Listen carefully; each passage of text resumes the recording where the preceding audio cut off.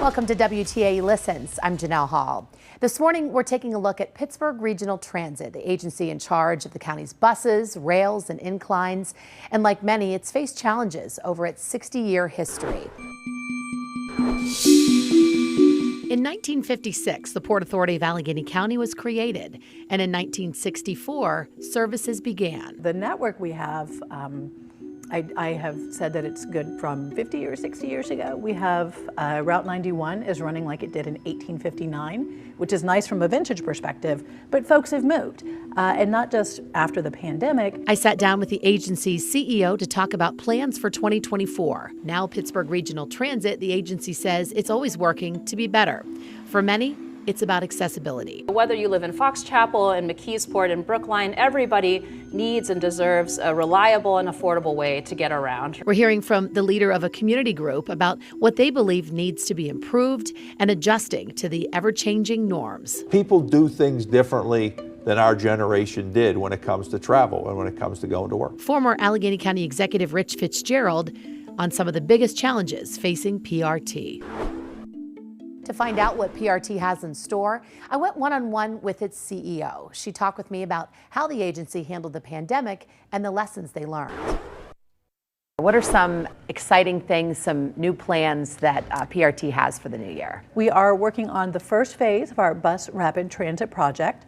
So for anyone who's been in downtown, we apologize. We have been tearing up pavement. The bus rapid transit, or BRT corridor, the University line, will connect downtown, the university area, through uptown, Oakland, and then have our branches that go out through Squirrel Hill and out to McKeesport and Highland Park. And the first phase of this is the infrastructure improvements. That sounds pretty boring, but what that means is better bus facilities, so more room where folks can wait, off-board fare payments, so you pay and you just hop on, and then moving the way we go through downtown so it can be smoother. I love buses, and I don't love seeing every single one in downtown. So this helps us get through downtown faster and make some better connections. So you see that now, you'll continue to see that through the year. We're also having a lot of conversations about what bus service should be doing in 2024. So the network we have, I have said that it's good from 50 or 60 years ago. We have Route 91 is running like it did in 1859, which is nice from a vintage perspective, but folks have moved. And not just after the pandemic, people live in different places, they want to travel to different places. So we're doing the involvement process for our bus line redesign, and we want to hear from folks, where are you trying to go, so we can sort of reboot this network to be where folks want to get now, as opposed to where they used to want to go. So that'll be a lot of conversations, but that's really exciting. It's a lot of change, and we have not done a lot of changes to the network. So we want to make sure that we get it right, so it's not constantly coming back and, hey, we want to do this, we want to do that. How big of a deal is that going to be to be able to connect downtown with Oakland? And what's your vision for that? Wow, so we have a lot between Oakland and downtown. I mean, right now, we probably, anywhere pre-pandemic, 20% of our traffic was in there, and the numbers are different now. But if you want to get to downtown, this network is designed to get you downtown. But if you don't want to get downtown, if you are in Hazelwood and we're trying to get anywhere, you have two routes. They don't have really robust frequency, and you're going to have to connect. But if we really want to grow our neighborhoods and connect out from different areas, is every 15 minutes enough? Is every 10 minutes enough? Is it every 20? And where are folks trying to go? So it's even more than just, hey, we're getting into downtown. It's, what if I don't need to go to downtown? What if I'm out in Monroeville and I want to go to work in the East End? Or what if I'm on the West End and I'm really interested in an airport construction job or things going on in that corridor? What if I want to get up to Ross? If I live in Cranberry right now, you're going to come all the way downtown and then go back out to Ross, which is kind of crazy, right? So can we improve your life by making this trip shorter and give you, you have Wi-Fi when you're on the bus, you have a lot of amenities, but how do we just save your time in the first place? Some middle or lower class neighborhoods where service has been cut. How do you make those adjustments to still be able to serve those people, but also maintain your budget? This bus line redesign is part and parcel of that. So we talk about it as, we're moving the living room around. We're not getting a new sofa yet, but we're moving that living room around. So we have parts of Pittsburgh that might have 8 buses in front of your house. But if they all go into downtown, how many options do you really have? And so is this moving to where we have 6 buses in front of your house, but that frees up 2 to go somewhere else? So I'll use Natrona as a really great example. We have a lot of folks out there. We have hospitals, we have educational opportunities, and there's 1 bus that gets out there. Can we make better decisions where there's a lot of buses so we can get more vehicles out there? We can get to the hospital. We can meet not just your shifts, but we can get you to whatever campus you're going to. All of our CCAC campuses have service. Do they have the right service? And so is it freeing up a bus over here, making sure it works for people, and so that bus can go somewhere else? We think about different things like HOV lanes and the rail systems and the buses, with some people having in mind, maybe people will leave their car at home. Maybe it'll be better for the environment. Can you think of an example where someone has done that, where they can fully get around to what they need to do and eliminate their own form of transportation? Well, we live in the South Hills, and our neighbors across the street bought their house 28 years ago so they could get rid of a car. And they are 1 block from Route 36 or 2 blocks from Route 41. They're an 8-minute walk from Dormont Junction.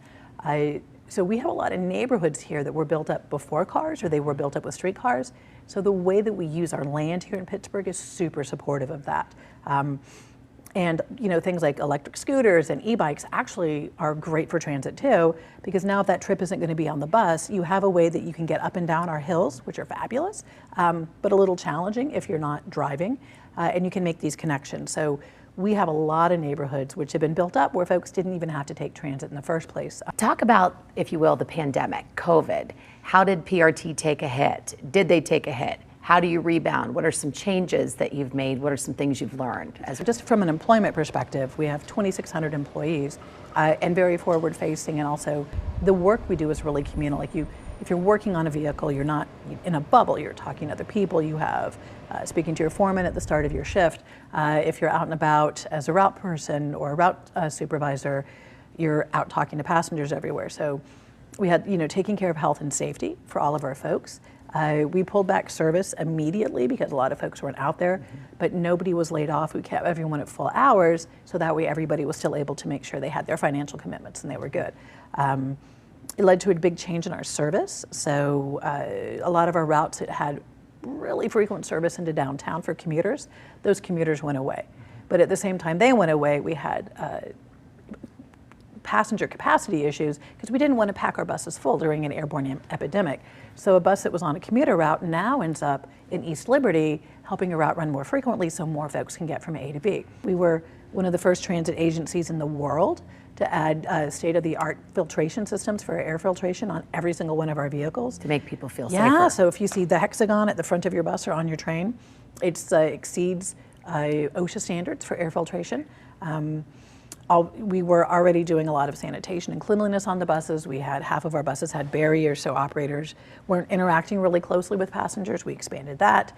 And then really an uptick in real-time information. So instead of having to call customer service or interact, you can get information on your smartphone. Over 90% of our folks have a smartphone, so it's great for them, but we've also expanded our customer service hours for the folks who don't have that phone or who just want to be able to talk to somebody else. Appreciate your time. We're talking about saving money, saving time, and staying safe. Absolutely. Our favorite things. Okay, thank you so much for being with us. Thank you for the invitation again.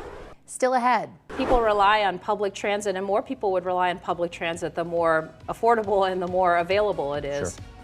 But it already is a system that is helping get people everywhere that they need to go. The local organization pushing to make sure public transit is affordable for everyone.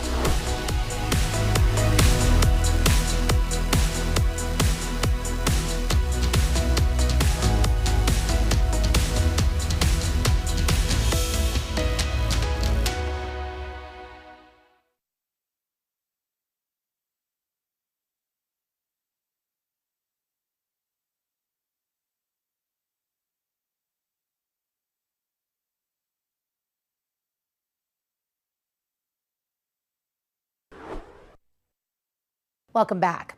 Transportation services are focused on getting people where they need to go, but it can only be effective if it's accessible. Ryan Recker spoke with the leader for Pittsburghers for Public Transit. She talked about how the group is pushing for affordable and efficient transportation.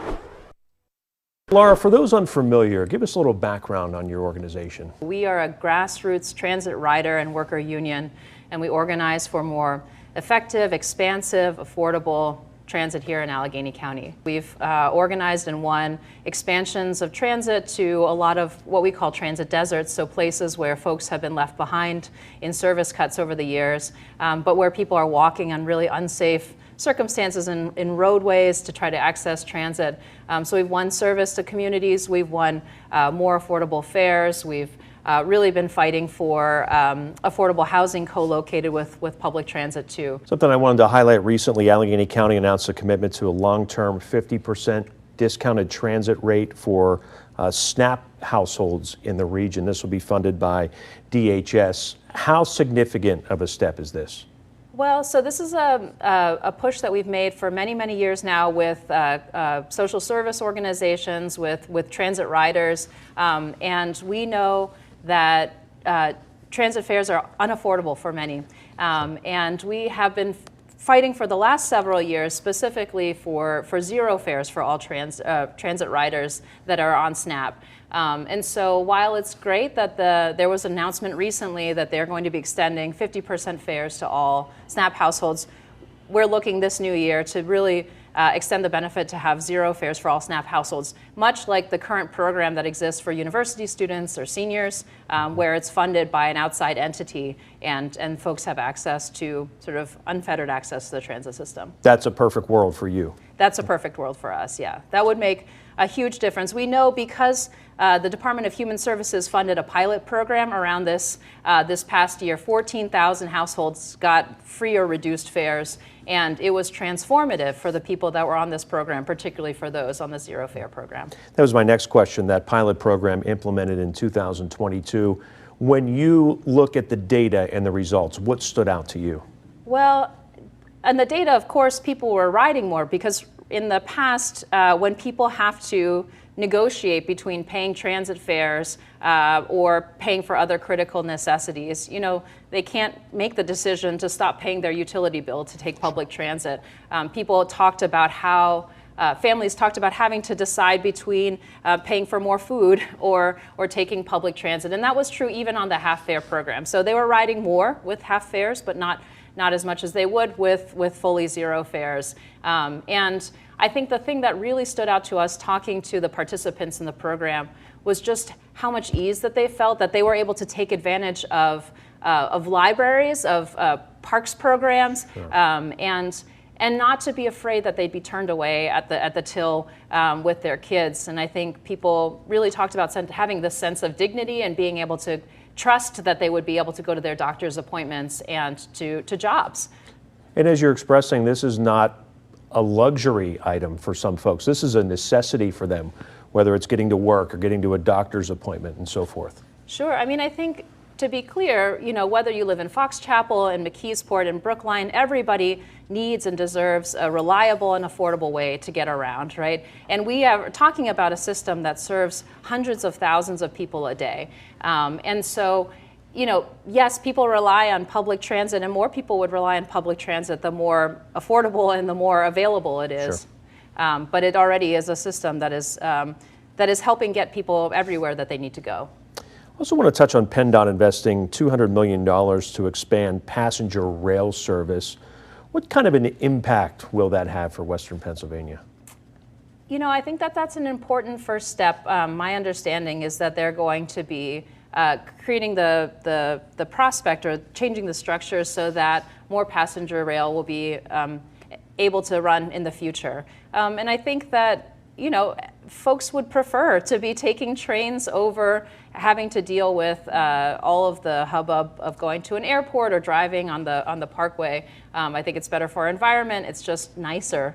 And so I think certainly for those that are commuting to Harrisburg and points east on a regular basis, it's going to be transformative. As you point out, that specifically for the likes of Harrisburg, Philadelphia, and even New York City. Right. As far as your organization is concerned, can you highlight some other priorities that you have on your plate here as we welcome in a new year here in 2024? Yeah, we're really excited. This new year, we really want to focus on returning to investing in service. So I don't think it's clear to a lot of folks, although a lot of people sense this, is that we've really stopped investing, politicians in particular at our county and state level have stopped investing in service in the way that they had 10 years ago, 20 years ago. We've lost about 50% of service in the county over the last 20 years.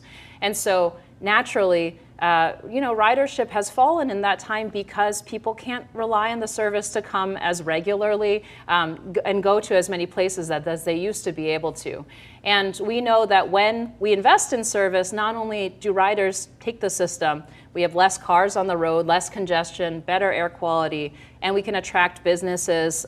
We know that the decision whether or not to relocate the Amazon headquarters was in large part decided around where regions had available public transit, really plentiful public transit. And so we really want to see our county and state officials investing in public transit service, and we appreciate, like, the federal infrastructure bill did a lot for helping to ensure that we have quality bus stops and nice buses, electric buses, and renovating the T.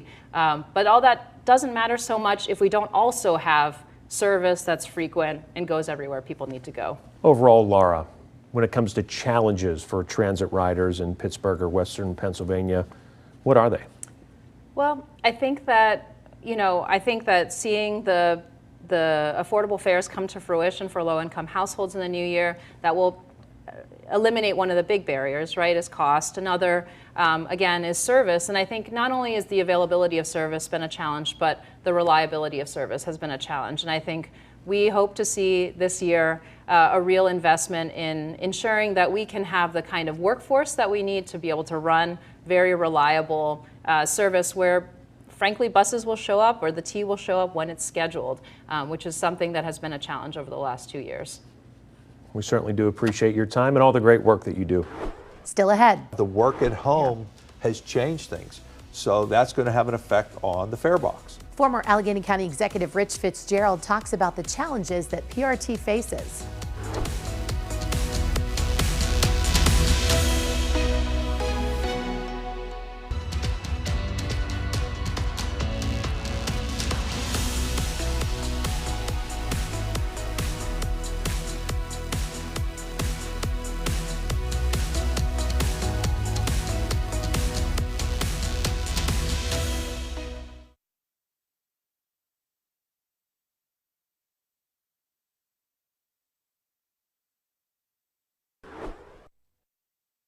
Welcome back. Before leaving office, former Allegheny County Executive Rich Fitzgerald sat down with our Shannon Perrine. His new job with the Southwestern Pennsylvania Commission focuses on getting the funding that our region needs. She asked him about the biggest challenges facing PRT and why.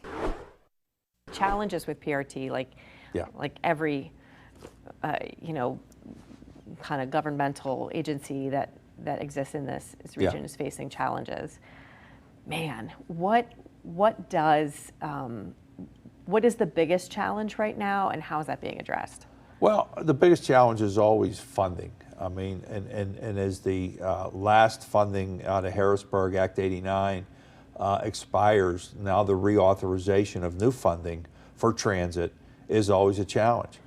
The other big challenge is the fact that people don't go to work 5 days a week into downtown Pittsburgh and even in Oakland that they used to. 9 to 5. The 9 to 5. The work at home has changed things. So that's going to have an effect on the fare box. So people that used to get on the bus every day to come into downtown Pittsburgh in the Golden Triangle, maybe they're coming 2 days a week. Well, what does that do? It reduces your fare box by 60%. So transit in the future is going to have to be more nimble.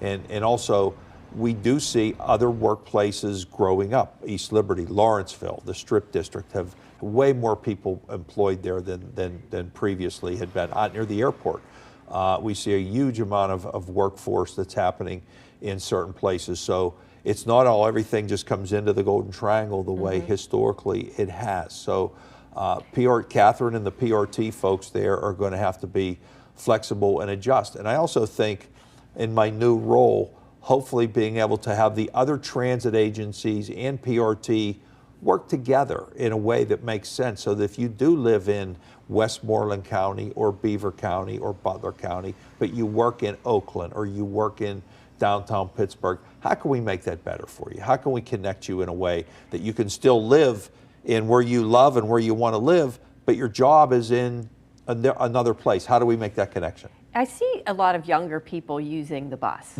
And I live in the South Hills, so you can take the T sometimes. Sure.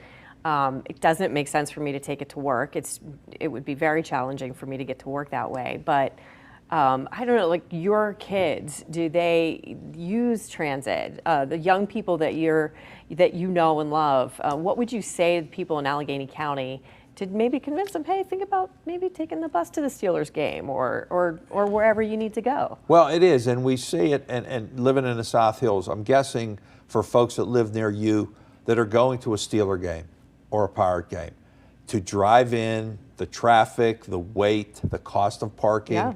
you could take that T, drops you off right at the ballpark, and then you can get out very quickly. So for certain things, it makes a lot of sense. I think people are always going to make what's best for them, right? What's more convenient, cost-wise. If it's $400 a month to park in downtown Pittsburgh, all of a sudden taking T or the bus makes a little more sense. If it's on time, if it's reliable, if it's, all the convenient, if all those things are occurring. Like getting to the airport, should I take the 28X to get to the airport, or should I drive out and park at the airport? Well, it costs a few bucks to park if you're going to be there a few days, long-term parking. A little bit more to park now than it used to. Exactly. Or do I take the 28X, which is $275, and gets me there? But does it get me there on time? Right. So everybody makes those calculations, and I think it's the PRT's job to make it better so that they can add more customers, so that they are the option that people want to use, not just for young people, but really anybody. But you're right, a lot of young people tend to want to do that. Maybe they don't own a car yet. Maybe they use biking a little bit with the bike lanes and things that make that more accessible if you're living in closer to the urban core. So people do things differently than our generation did when it comes to travel and when it comes to going to work. You're watching WTAE Listens. We'll be right back.